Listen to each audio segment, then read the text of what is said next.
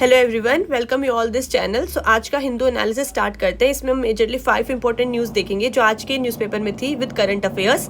सबसे पहले न्यूज़ रहेगी retail inflation, that is CPI, consumer price index, जो मैंने आपको ऑलरेडी स्टैटिक वीडियो में भी कंप्लीट दिखाया, उसी का मैंने स्क्रीनशॉट भी लगाया हुआ है यहाँ पे। जो मैंने कंप्लीट इन्फ्लेशन की वीडियो डाली उसमें मैंने पूरा कॉन्सेप्ट अच्छे से एक्सप्लेन किया, इसलिए स्टैटिक को साथ साथ करने का फायदा होता है ताकि आप जब न्यूज़पेपर में टर्म्स देखो तो आप इजिली समझ सको।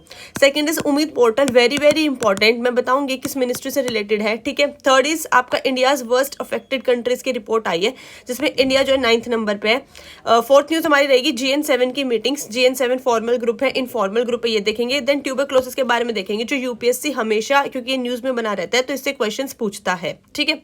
सो सबसे पहले न्यूज के लिए हम स्टार्ट करते हैं रिटेल इन्फ्लेशन। रिटेल इन्फ्लेशन क्या होता है? That is CPI. Retail inflation कोई अलग से इन्फ्लेशन नहीं है, उस कंज्यूमर प्राइस इंडेक्स को रिटेल इन्फ्लेशन बोला जाता है। आप इस स्क्रीनशॉट में देख रहे होंगे, जब मैंने कंप्लीट इन्फ्लेशन के नाम से आपको प्लेलिस्ट में एक वीडियो मिलेगी, ठीक है, उसमें मैंने CPI, WPI, that is consumer price index, wholesale price index, ये सब बताया था। उसमें मैंने साइड में लिखा भी हुआ है कि कंज्यूमर प्राइस इंडेक्स कोई आपकी हेडलाइन इन्फ्लेशन या रिटेल इन्फ्लेशन बोलते हैं। मैंने बाकायदा पूरा एग्जाम्पल देके समझाया था। ठीक है। जिन ने वो वीडियो नहीं देखी, एक बार आप जाके चेकआउट कर लो, बाकी मैं उसका थोड़ा सा पार्ट यहाँ पे भी समझा देती हूँ। ठीक है। न्यूज हमारी ये है कि सरकार बोल रही है 0.27% से हमारी रिटेल इन्फ्लेशन सीपीआई कम हो गई है। अब उसका रीजन सरकार ये दे रही है क्योंकि हमने जीएसटी रेट को कम कर दिया। आप सभी को पता है अभी GST rate recently cut down हुए थे, इसकी वजह से इन्फ्लेशन कम हो रही है। बट क्या एक्चुअल में ऐसा हो रहा है, उसकी ऑथेंटिसिटी कितनी है, ये कोई कुछ कह नहीं सकता।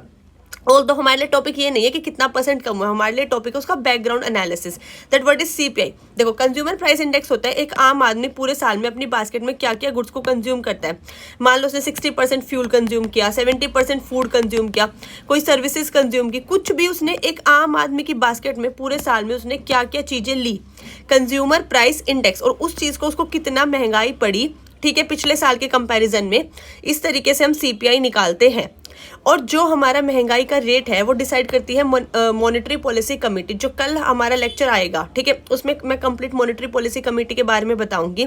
मनी एंड मॉनेटरी पॉलिसी अभी हमारा चैप्टर चल रहा है, तो आप चैनल सब्सक्राइब कर लेना, आप बिल्कुल वहां से रिलेट करके अच्छे से समझ पाओगे। सो एमपीसी बोलती है कि हमारी जो इन्फ्लेशन है वो 4 ± 2% रहनी चाहिए, मतलब मिनिमम 2% होनी चाहिए, मैक्सिमम 6% होनी चाहिए। क्योंकि अगर 2% से भी इन्फ्लेशन कम हो जाएगी तो नेचुरली कंट्री में ग्रोथ रुक जाएगी। इन्फ्लेशन होने का रीजन ही यही होता है। देखो, इन्फ्लेशन इन्फ्लेशन है मतलब लोगों के पास पैसा बहुत ज्यादा है, मनी बहुत ज्यादा है। मनी ज्यादा है तो इट मीन्स लोग चाहते ज्यादा से ज्यादा डिमांड करेंगे, चीजों की डिमांड करेंगे तो आपकी ज्यादा से ज्यादा कंट्री की ग्रोथ हो जाएगी। ठीक है, सीधा सीधा लॉजिक है। तो इसलिए हमेशा हमारी गवर्नमेंट ऑफ इंडिया या आरबीआई चाहता है कभी भी 0% या बहुत कम इन्फ्लेशन ना हो, एक सस्टेन लेवल मेंटेन रहे। ठीक है। सो ये हो गया इसका बैक साइड एनालिसिस। अब हम सेकंड न्यूज पे चलते हैं, दैट इज उम्मीद पोर्टल। उम्मीद पोर्टल क्या है? ये पक्का यूपीएससी सीडीएस में क्वेश्चन पूछ सकता है। ये वक्फ बोर्ड से रिलेटेड है। इसमें बोला गया है जितनी भी वक्फ प्रॉपर्टी है दे हैज टू रजिस्टर, उन्हें इंडियन गवर्नमेंट के पास रजिस्टर करना पड़ेगा कि किस किस स्टेट में कहाँ कहाँ पे उनकी कितनी सारी प्रॉपर्टीज हैं, कितना उनका एरिया है प्रॉपर मैनेजमेंट के लिए। ठीक है। इसकी फुल फॉर्म रहेगी unified work management empowered efficiency development. ठीक है। ये मिनिस्ट्री ऑफ माइनॉरिटी अफेयर्स के अंडर आएगा, क्योंकि अब ऐसा नहीं हो सकता कि आप खुद को सेग्रीगेट बोल दो और कुछ भी रजिस्ट्रेशन करो ही नहीं। गवर्नमेंट ऑफ इंडिया को पता होना चाहिए कि आपकी कितनी कितनी प्रॉपर्टी का है। तो अगर उम्मीद पोर्टल यूपीएससी में क्वेश्चन आता है, so this is related to वर्क बोर्ड प्रॉपर्टी रजिस्ट्रेशन। ओके। हमारे नेक्स्ट न्यूज पे चलते हैं। अभी जर्मन वॉच ने इंडिया की रैंकिंग निकाले जिसमें इंडिया क्लाइमेट से वर्स्ट अफेक्टेड है 9th नंबर पे। ठीक है। सो ये कोई खुश होने वाली बात नहीं है। टॉप 10 कंट्रीज की रैंकिंग आई थी जिसमें first is Dominica and second is Myanmar. ठीक है। कि मतलब हम क्लाइमेट से इतने ज्यादा अफेक्टेड हैं कि आप हमारा टॉप 10 में नाम ले रहे हो कि थोड़ा सा भी कुछ भी चेंज होता है क्लाइमेट में तो इंडिया में सबसे ज्यादा उसका अफेक्ट हो जाता है। So this is India is on 9th number. तो पूछ सकते हैं कि किसने रिपोर्ट रिलीज किया, that is by German watch. ठीक है। फोर्थ न्यूज रहेगी very very important. G7 countries की मीटिंग हुई है। सबसे पहली बात आप जान लो, ये इंडिया इसका मेंबर नहीं है क्योंकि ये एक इनफॉर्मल ग्रुप है डेवलप्ड नेशन का।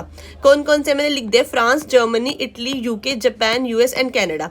इन लोगों ने सबसे पहले जो ये डेवलप्ड नेशन है मीटिंग करने का सोचा अपनी चीज़ों के लिए डिस्कस करने के लिए। सो एक इनफॉर्मल तरीके से मिलते हैं। ठीक है। 1975 में ये ग्रुप फॉर्म हुआ था। इनिशियली इसमें G8 रशिया को भी ऐड कर दिया गया था, लेकिन जब रशिया यूक्रेन वॉर हुआ तो रशिया को इससे हटा दिया गया। तो अब अगर G7 की ऊपर क्वेश्चन आता है क्या उसमें रशिया है, तो उसमें रशिया नहीं है। अगर वो पूछते हैं G8 that is G7 plus Russia, तो यस उसमें रशिया है, क्योंकि जो 8th कंट्री है वो रशिया है, तो वो G8 में आएगी ना कि G7 में। ठीक है, आज की लास्ट न्यूज रहेगी ट्यूबरक्लोसिस के ऊपर। सबसे पहली बात, ट्यूबरक्लोसिस आपका बैक्टीरियल डिजीज है या viral? So it is a bacterial disease. ये माइकोबैक्टीरियम ट्यूबरक्लोसिस बैक्टीरिया से होता है। एक चीज और, जब भी आप कोई भी साइंटिफिक नेम लिखते हो, जैसे मैंने लिखा माइकोबैक्टीरियम ट्यूबरक्लोसिस, ठीक है, सो हमेशा आपको जो जीनस होता है, ये आगे वाला जीनस होता है, इसका फर्स्ट लेटर कैपिटल लिखा जाता है और ये हमेशा अंडरलाइन किया जाएगा।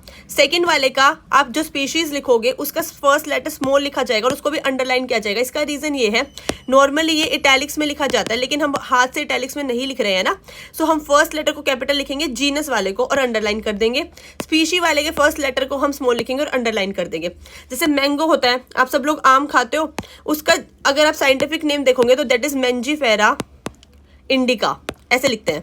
सो ये मैं आपको एक एडिशनल इन्फॉर्मेशन दे रही हूँ कि सेम इसमें जीनस है मेंजीफेरा, इसका एम कैपिटल लिख के अंडरलाइन करोगे और इंडिका का आई लिख के स्मॉल में अंडरलाइन करोगे। ठीक है, ये कुछ टीचर्स को भी खासकर नहीं पता होता है, लेकिन मैं आपको बिल्कुल एग्जैक्ट क्लैरिटी के साथ बता रही हूँ कि इस तरीके से आपको साइंटिफिक नेम्स लिखने चाहिए। ठीक है, सो ट्यूबरक्लोसिस किससे कोज होता है? हमारा माइकोबैक्टीरियम ट्यूबरक्लोसिस से। इंडिया ने बोला हम 2025 तक कंप्लीट अपनी जो टीबी है उसको रिमूव कर देंगे, इरेडिकेट कर देंगे, और 21% से आपका भी जो रेट है वो कम भी हुआ है। इसके रिगार्डिंग गवर्नमेंट ने आपको एक अभियान भी चलाया था, दैट इज टीबी मुक्त भारत अभियान। ठीक है, उसके बाद आपकी जो ट्यूबरक्लोसिस होते हैं वो पल्मनरी होती है, एक एक्स्ट्रा पल्मनरी होती है। इसके रिगार्डिंग आपकी मेजर मेडिसिन भी है, B4 मेडिसिन करके, उनसे मेडिसिन से रिगार्डिंग यूपीएससी कभी क्वेश्चन नहीं पूछता, वो ये पूछेगा ये बैक्टीरियल डिजीज है या वायरल डिजीज है। तो हम इस हिंदू एनालिसिस में सिर्फ वो इंपॉर्टेंट न्यूज करते हैं जहां से आपका MCQ बनना चाहिए। CDS में आपका MCQ क्वालिफाई होना चाहिए, NDA में आपका MCQ क्वालिफाई होना चाहिए। ठीक है, सो बेसिकली ये आज की न्यूज रहेगी। जिन ने ये वीडियोस नहीं देखे जाके वो वीडियोस देख लो, और फर्दर अपडेट्स के लिए आप चैनल को सब्सक्राइब कर लो। Thank you.